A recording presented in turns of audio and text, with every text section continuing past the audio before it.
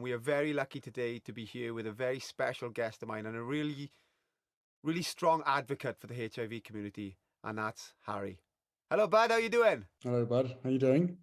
I'm good, thanks, man. You all right? Yeah, very well. Nice to see you. Looking strong, looking healthy. Mate, You've mate. always got a smile on your face.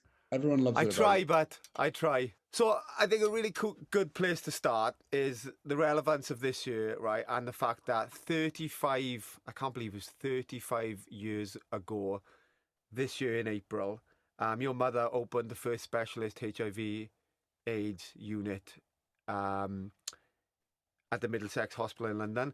Now, in that length of time, do you, somebody who's taken on the advocacy, feel that much has changed? And when I say changed, right, I mean change. I don't mean so much progression to nowhere.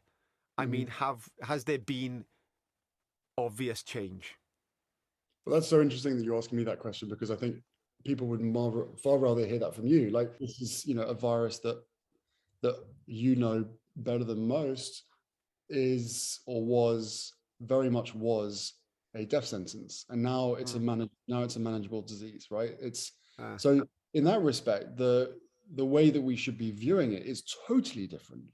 Like I wasn't around in those days when the I don't know whether you want to call them advertisements, commercials, whatever they were, but those horrible videos that existed, all over television, trying to basically completely polarize um, everyone who had the virus or anyone who even talked about the virus from everybody else.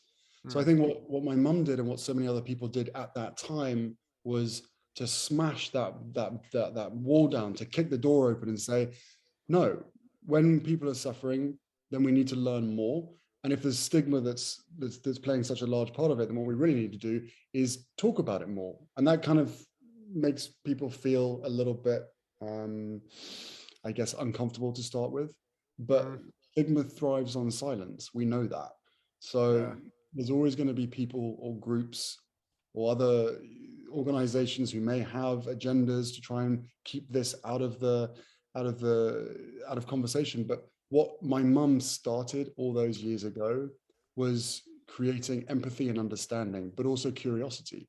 And I think that was Yeah. really powerful to be able to create that curiosity of, hang on, we know nothing about this virus. Can we at least learn some more rather than be so critical and so judgmental right from the beginning? So in that respect, I've seen huge change. People are able and happy to talk about HIV so much more openly, but the stigma still exists, and therefore the testing is still a problem.